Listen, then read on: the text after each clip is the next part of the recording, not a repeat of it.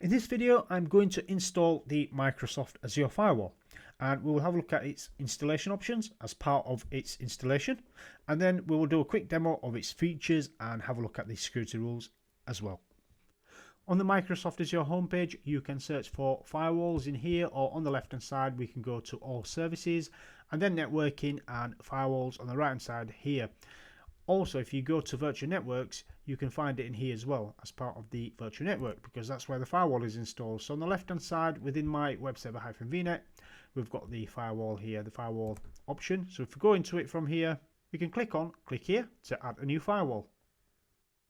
But I want to add it in its own dedicated virtual network. So let's go back to all services, firewalls, and then let's click on create firewall from here. As usual, fill out the subscription you have. I only have the one, so I will stick with the default. Next, give it a resource group. I will create a new one and call it UK-hub-FW. Or we can just call it UK Hub actually. So if you've watched my previous video on firewall design, a firewall is typically installed in the hub, in a hub and spoke virtual network. So that's why I'm calling it UK Hub, but you would have to plan and design a naming convention for this, a thought out naming convention. There's a lot of things to consider when coming up with a naming convention. So the naming convention could be part of the region, the project name, the applications it supports, etc.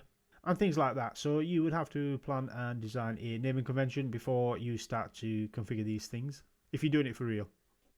But UK Hub is good enough for me, so let's click OK here. And for the name, I will call it UK-hub-FW. Region, let's go with UK South. And availability zone here, you have the option of putting the firewall in one or more availability zones for zone level redundancy. So it's able to span across availability zones, and an availability zone tends to be made up of multiple data centers. That's all it is. So you're giving the firewall some resilience here from any data center specific failures. So if one data center is down, you would still have the firewall available as part of another data center. But you also need to consider it has to be supported as well in the region you deploy the firewall in, because some regions may not support availability zones. So just bear that in mind. The next option is the firewall tier, and you've got two options. So you've got standard and we've got premium as well. But when we selected standard, we can see that the firewall management changed to two options in here as well. With the standard tier, we can either manage our rules policies using firewall policy, or the classic way of using firewall rules. It's recommended to stick with policies. That's the new way of doing things. And premium gives you additional features. So it tells us over here, premium firewalls support additional capabilities such as SL and IDPS, and there's a few more as well. There's URL filtering and some additional capabilities with web categories as well. So with standard, you get the two options, and you should stick with policies down here. But with premium, you have to use firewall policies. You cannot use the old classic way firewall rules. I want to install the firewall tier with all of the capabilities, so premium is good for me. And here on the right hand side of the picture, we can see a comparison between classic rules and policies. Azure Firewall supports both classic rules and policies, it says. And what we can see is policy supports the additional bits, IDPS, TLS inspection, web categories, and URL filtering. Under protects, policy also supports virtual hubs as well as virtual networks, where classic rules only support virtual networks. Virtual hubs is in relation to a service known as a virtual WAN. So if you need to run virtual WAN in the Azure environment, you need policy for that as well. And the central management as well of using Firewall Manager. And classic rules only gives you the ability to use it as a standalone. So you can only supply them rules to one instance, one firewall. Where policy, you have the ability to deploy it onto multiple firewalls. The classic way is the manual export and import of rules. So if you wanted to use them rules on another Azure Firewall instance, you would have to export them from the Azure Firewall, the one that you want to export them from, and then import them into the other Azure Firewall. But with policy, it's a separate resource like anything else in Azure. You just actually at the top here, I can look for firewall policy. Let me do firewall. And we can see it here, firewall policies. So that's what it's referring to. Firewall policy is a separate resource that can be used across firewalls. So you can use this as a resource to deploy firewall policies to multiple Azure instances. And you can see pricing, it's built based on the Firewall Association for policy, and classic rules is free, and supported deployment mechanisms, they both look exactly the same. So you can deploy them both exactly the same way using these different tools. Let's move on. And the next thing we need to do is give it a firewall policy. We can create a new one from here, and if we had an existing one, we can select an existing one from here as well. Let's create a new one. Click on add new. Let's call it hub policy or hub-fw policy, and then we can specify the region. Let's go with UK South. It will be the premium tier, and this tells us this will create a new firewall policy with the default settings that we can customize after we create it. So let's click OK from here. Let's scroll down, and the next bit is to specify the virtual networks. So let's create a new virtual network. Let's give it a name of UK-hub, and let's give it an address space of 1050.0.0 on a /16 prefix. And it's basically telling us here the firewall is deployed in a dedicated subnet called Azure Firewall subnet, because the firewall has to be deployed in a dedicated subnet, and the subnet cannot be smaller than a /26 prefix. Let's go with 10.50.0.0/26, and let's create a new public IP address as well. Let's call it UK-hub-fw-pip for public IP, and we can see the SKU of the public IP has to be standard and the assignment has to be static, so they are not configurable. Let's click OK. And the last feature is called forced tunneling.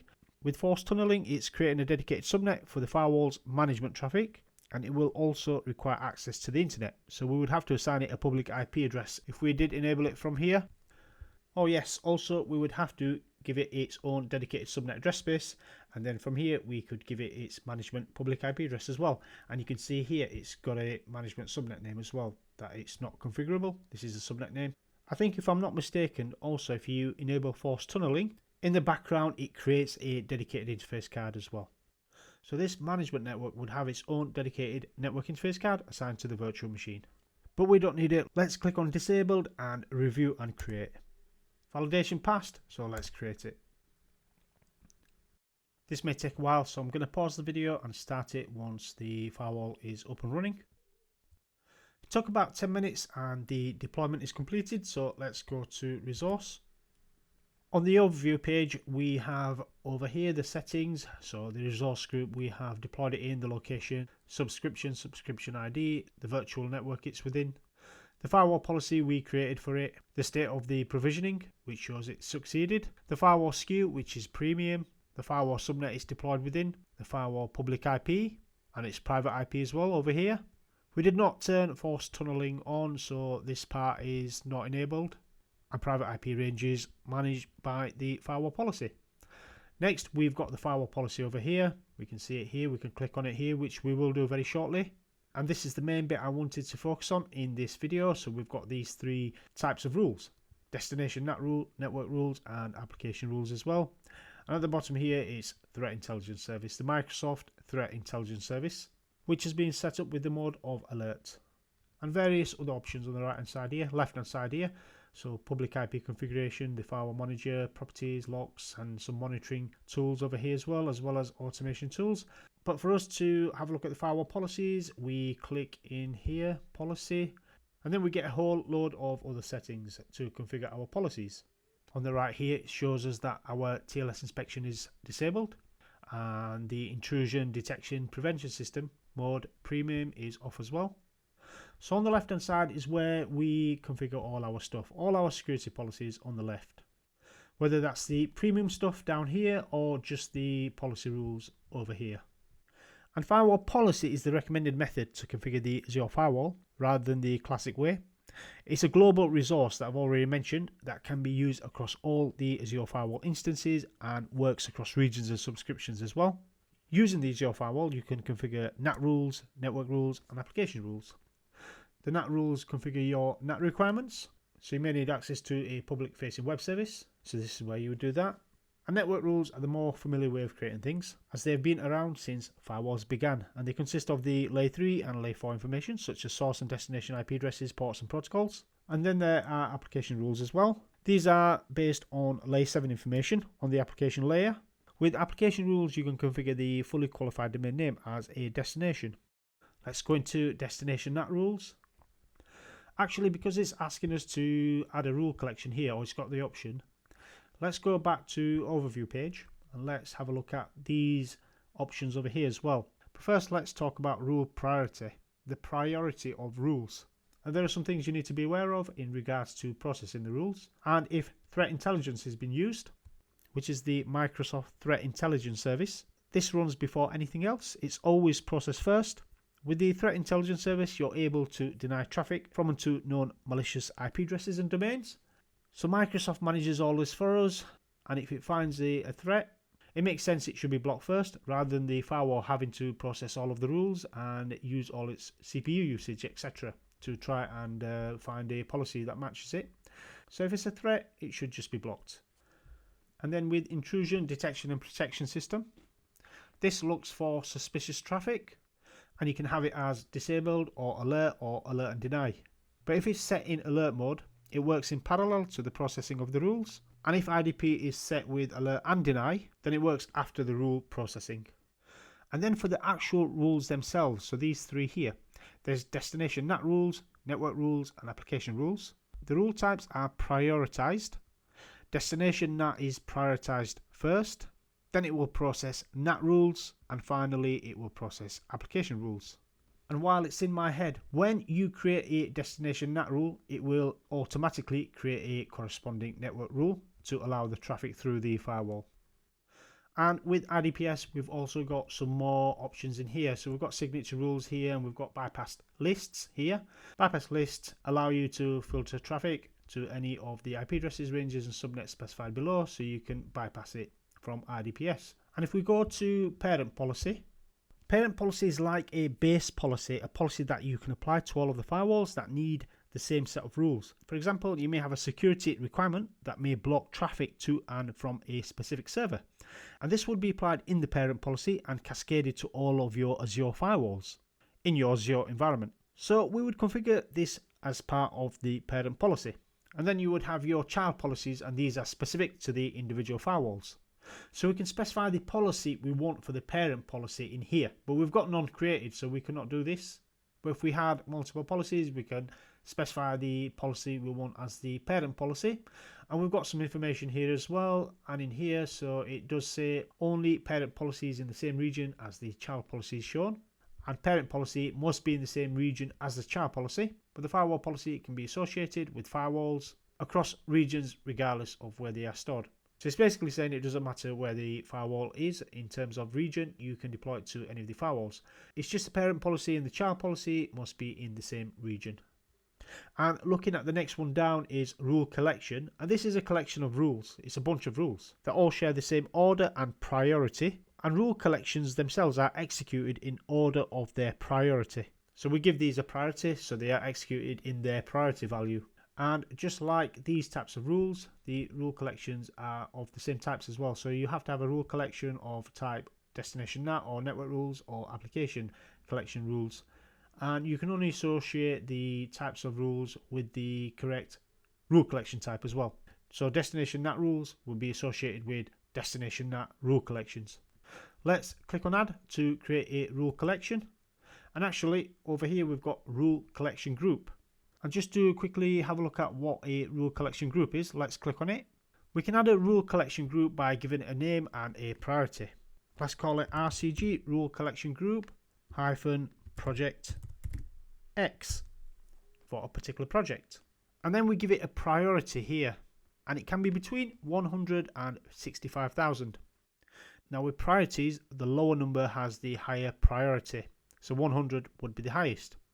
But it's recommended not to start with 100 because in the future you cannot create something with a higher priority. So let's go with 2000.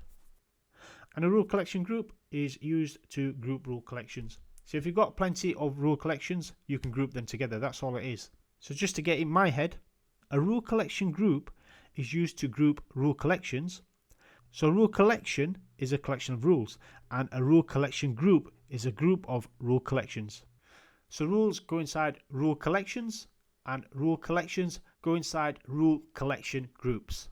And here's a nice picture of it, so we can see that the rules go inside the rule collection and the rule collections go inside rule collection groups. And here's a key part. Rule collection groups can include rule collections of various types. It doesn't need to be tied to, let's say, destination NAT or network rules or application rules. It can be all three of them. So although rules and rule collections need to be tied together of the type they are, rule collections can be of any type that belong to the rule collection group. Let's click add. And let's go to add again, and let's click on rule collection as well. Let's call it RC-project X. We may even have the type in there. Let's call it net for network. And then the rule collection type, let's have this one as network. And give it a priority. Go with 2000 again. And next we would specify if the rule collection was an allow or deny, so an action for it. So this means all of these rules within this rule collection would be either allowed through or denied by the Azure Firewall. And for this, let's go with allow. And what group do we want it to be part of? Rule collection group. We can drop this down. And I would have thought my rule collection group would be here as well, the one that I created. But because we just created it, we need to refresh it for it to appear. So let's just go with the default because it's got some default ones in here. Default network rule collection group, that's fine. And we can create a rule as part of this rule collection. Let's give it a name, HTTP project X. Let's give it an IP address, but we can also give it an IP group. So that's a group of IP addresses. And I'm just making this up. So 10.1.1.1. We can specify the protocol here. Let's go with TCP. And then here, let's go with port 80 for destination ports. And the destination type is, so we've got IP addresses, service tag, fully qualified domain name, or IP group. And a service tag is basically a block of IP addresses that Azure defines. So we don't need to define them to make it easier for us. If I click on service tag, we can see them in here. There's lots of them. So you can search for them here, or we can scroll and have a look at them here. So there's lots of them: app service, service tags, Azure Cloud, Azure connectors, container registries, Cosmos DB, etc. So there's lots of them here. But let's click on IP address, and then we can specify an IP address in here, 10.2.2.2. So that's how you would create a network rule, and we would just click on add here. Just to cover a few more things about rules, a rule belongs to a rule collection, as we've already said. And this is the actual rule which outlines the details of the rule with an action of permit or deny. And they don't follow a priority order. Instead, a rule follows a top-down approach. Just like any third-party firewall, they follow a top-down approach. So the processing starts with the top rule and follows downwards until a match is found. And I've already said this, but rule collection groups and rule collections are given a priority between 100 and 65,000, and the lower number is higher priority, so it will take precedence. And rule collections, again, are processed according to the rule type in priority order. Microsoft recommends to initially space your rule collection priority numbers in increments of 100. So 100, 200, 300 and so on. So it gives yourself space to add more rule collections in between whenever you need to add them in the future. Now I thought this feature, or really it's a limitation, was just a network security group thing where you would have to prioritize things with these priority numbers, because that's what you would have to do with network security groups. But to have this limitation or feature, or whatever you want to call it, in their fully fledged firewall is a giveaway why you may want to stick to a third-party firewall, if I had to be honest. If you're going to be putting the firewall into serious use, i.e. you're going to have a lot of rules, you may want to invest in a third-party firewall. It's going to be more expensive than Azure. Azure claims their firewall is much cheaper than a third-party firewall, but you would get more features and it would be easier to manage. So what really gets to me is that I cannot just move these rules up and down like you would in a third-party firewall. I cannot drag rules up and down. Maybe there's a way to do it using third-party automation tools. I don't know. I just don't like this idea of prioritizing rules where you'd have to leave space if you want to add things in the future. I'm sure Microsoft have it in their pipeline to fix this issue. And an Azure Firewall denies all traffic by default until rules are manually configured to allow traffic. So if you don't allow traffic, it will not go through the firewall. My deployment has finished, so it's showing me my rule collection group here, RCG-Project X with a priority of 2000, and it's got 0 rules inside it because we created this network rule collection, RC-Net-Project X, to be part of the default network rule collection group. And we can see inside it, it's got 1 rule that I just created. Destination NAT rules. Again, the same sort of thing. Add rule collection and add rule from here. So if I click on add rule collection, I see the same sort of thing. Give it a name, rule collection type, priority, rule collection group. Let's click this down. Hopefully we should see our rule collection group. Again, just to bear in mind, it's not specific to a type. Rule collection group can have different types of rule collections inside it. And then we can specify all our rule collections inside here. Well, for this one, it's going to be destination NAT rules. So if you've got public facing web services, you need to allow through the Microsoft Azure environment. This is where you would configure that. You give it a name, source IP address may be any because it's accessible from anywhere in the world. Give it a source IP address of star. Protocol maybe TCP again, destination port of 80, IP address that you're targeting, like your public facing IP address assigned to the firewall. Microsoft Azure Firewall supports up to 250 public IP addresses, and you can create that. We've seen that earlier on in the video. And this is where you would specify the public IP address, and then you would specify the original private IP address of the public facing web service here, as well as its translated port over here. And that's it. It's as simple as that for destination NAT rules. And then we've got application rules here as well. Let's click on application rules. Again, it's the same sort of thing. Add a rule collection. Let's fill this one in. Let's call it RC-App-Project X and go with 2000 here. We will allow the traffic and make it as part of the rule collection group of my new rule collection group here. RCG-Project X. Let's call it BBC-Project X, and then a source type IP address or IP group 192.168.0.0/16. So that's one thing to bear in mind. IP address doesn't mean just an individual IP address. It can be a subnet as well, an IP prefix. Protocol HTTP. We can have TLS inspection if we had this configured for HTTPS traffic. For any encrypted traffic, obviously HTTP is not encrypted. We can add an S on the end of there. And here, fully qualified domain name, or a fully qualified domain name tag, or a URL, or web categories. So for destination type, we've got quite a few different options on the application layer in here. FQDN, we can just specify bbc.com. And one final thing, you can see when it's got a green tick box, it means it's happy and it's a valid parameter or value. But going down on these destination types, we've got FQDN tag, and then we can specify a tag. So again, Microsoft Azure manages these. Let's go down again and have a look at URL. So with the premium, we can specify not only a fully qualified domain name, but the full URL. So bbc.com/weather. So www.bbc.com/weather. Let's try that. www.bbc.com/weather. And a tick box to say it's happy with that. And then if we drop it down again, we can go to web categories. Let's have a look at web categories. And then we've got all these categories that we may want to block. So we may have a block action here.